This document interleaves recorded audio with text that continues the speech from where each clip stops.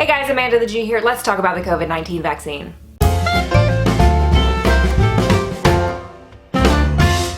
I'm not a doctor. I'm not talking about this from the perspective of a doctor. There are videos on that if you want to watch that. I'm not going to talk about the mechanisms of the vaccine. There are videos on that talking about spike protein and all of that stuff, so if you want to watch that, go and watch those. Also, if you want to watch videos on the logistics of actually delivering the vaccine and all of the administrative headache that goes in with that, there are videos on that and you can go and watch those.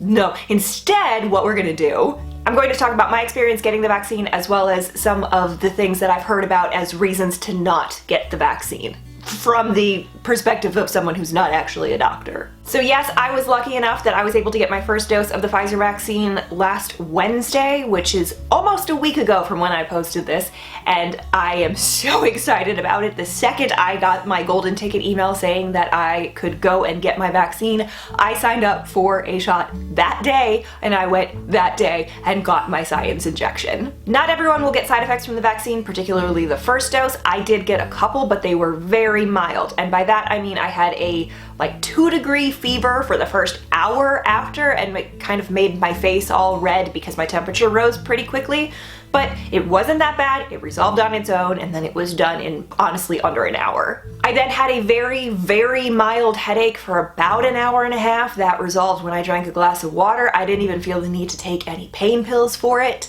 And the last thing I got was my arm was just a little bit sore, but it wasn't so bad that I stopped doing things. I felt like I was still able to do things. I still worked out on it and it was totally fine.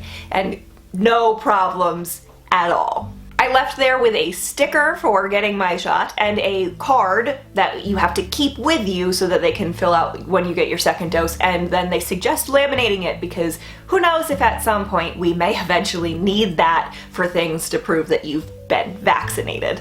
I had a great experience. I have no problems with it. I'm obviously going to go back in 20 days and get my second shot. I very much encourage everyone to get their vaccine, but if you are hesitant, I understand, so I'm going to address some of the things that people are hesitant about. Part of my reason in doing this is that there's an estimated that we would need between 70 and 85% of the population to get vaccinated before we reach herd immunity levels, and I want to make sure that we reach that, if not exceed that, if at all possible. So if I can say anything that can make people a little bit less hesitant, then I'm going to do that. But I'm also speaking from a place of actual knowledge. I'm not just gonna yell conspiracies at you, okay? The first point of hesitancy was brought up to me by an actual person, and I just want to address it to everyone, and that is that there's fetal tissue in the vaccine. And the very simple answer is no, there's not. Like every good conspiracy theory, there is a very, very small kernel of truth in that whole statement, and it's not that there's human DNA in the vaccine, and it's not that there's fetal tissue in the vaccine, because there absolutely is not. What this idea is coming from is that the vaccine in its early stages was tested against an immortal cell line that we have in labs. We have two immortal cell lines that a lot of vaccines and a lot of medications have been tested against, and those two cell lines can be traced back, one of them to an abortion in 1985 and the other one to an abortion in 1970. Now the one from 1970, we don't know if that was a spontaneous abortion, also known as a miscarriage, or an ectopic pregnancy that wouldn't have resulted in a life and would have had to have been removed, because we've lost the records, because that's 55 years ago. 50 years ago? 50 years ago. Sorry, 50 years ago. I jumped into the future. I did specifically call them immortal cell lines, and that's because they are not fetuses at all. There are cells in vials that are able to keep replicating. We were able to keep replicating them in the labs because they were stem cells and they will keep replicating. They are not a human, they are not a fetus, they would never become one. They are just tissues in a lab, and they are very well studied. They are completely certified by the FDA and other organizations, and they are very well known by researchers. And basically what you do is you put whatever your science stuff is in with those cells, and you see, does it change them? It's significantly change them? Does it alter their DNA somehow? Or does it kill them before you take that and you put it into a human? Also, I understand that some people have an issue with stem cell research and have an issue with that. Number one, you've probably already taken medications that have been tested against these two cell lines. And number two, the main thing that I want to point out is that we are not actively going and obtaining more fetal tissue. We know this one so well that it would cost so much money, it would be so much effort, and you wouldn't understand how the cells would react. But these Researchers understand these cells, so it's not like this is promoting abortion. The second thing that I'm going to talk about is the speed of the vaccine, and I completely understand why people are a little bit hesitant with how quickly this vaccine has been produced. To begin with, part of that speed is simply pure luck. Researchers happen to be researching coronavirus type vaccines and mRNA type vaccines. So that research was able to be pivoted towards the spike protein, which is what the actual COVID vaccines target is, the spike protein of COVID-19. Also, because this was so global, everyone wanted to research it and everyone wanted to work together to get the research done. So the research between all of the researchers was shared, and we knew the mapping of the genes and everything much sooner than we would have if an individual lab had to do the whole thing start to finish. We did not sacrifice safety for this vaccine, we sacrificed money for this vaccine. A ton of money was put into research to get researchers to just focus on this vaccine. So everyone put down the research that they were doing, everyone who does infectious disease research and vaccine research, put down the research they were doing to focus on COVID research. The money was fast-tracked, so you didn't have to wait months to get funded. The government just paid you, just said, yes, pay these people, pay these people. So there's a ton of researchers going into it, a ton of new ideas going into it, and everything was kind of developed at the same time. So that's part of why we have like 6 different vaccines in the works too, because so many different people had so many different ideas and tested them to see if they worked.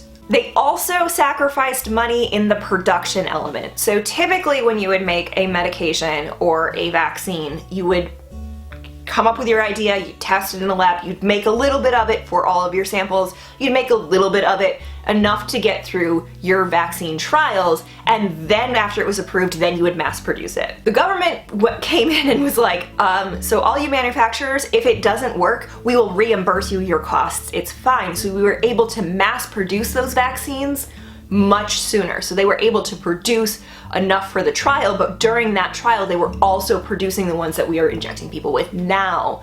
So they were producing extra vaccines so that we had the stores to be able to go ahead and inject people right away. Also, when it comes to the in-person trials, there were a lot of people who wanted to be a participant in this, so they were able to get a very large sample size very early on.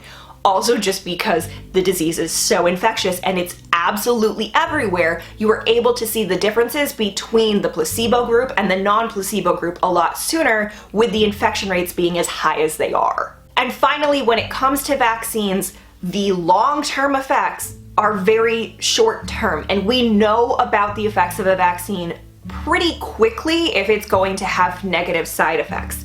And we've studied enough vaccines to understand that and to know when to look for negative effects. So we had enough time to get that done before we got the emergency approval to go ahead and vaccinate.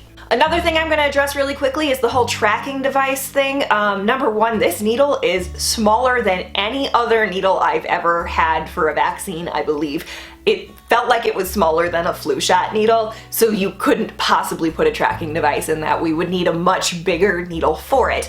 Also, if you're wondering about a tracking device, this is your tracking device. You carry it everywhere with you. This is how people know where you are. Another thing I've heard is that the vaccine can cause you to be infertile, which is just absolutely not true. COVID can cause you to be infertile, and can also cause erectile dysfunction, which you would think telling men that would make them go ahead and get that vaccine so they don't get it. Another thing that I've heard people say is that there's no point in getting a vaccine because of the low death rate of COVID.